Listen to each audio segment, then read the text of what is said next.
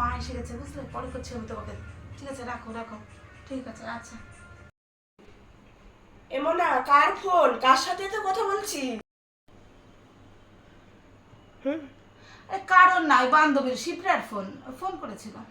বাবা বল না কার ফোন, তুইও জানিস আমিও জানি কার ফোন, বল না বাবা। বলবো তোমাকে, কিছু বলবো না তো, আমার বাবাকে বলবো না তো।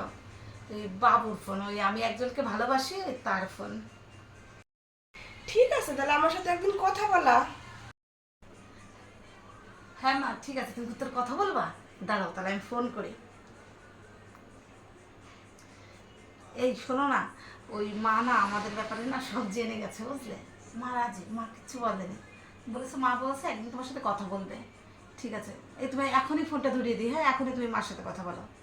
আচ্ছা দাঁড়াও, দিচ্ছি। বাবা, তাহলে তুমি ওর সাথে জেনে শুনে কথা বলছো তো? ও কিন্তু খুব ভালো মেয়ে, ও একদিন স্নান করে 3 দিনই স্নান করে না।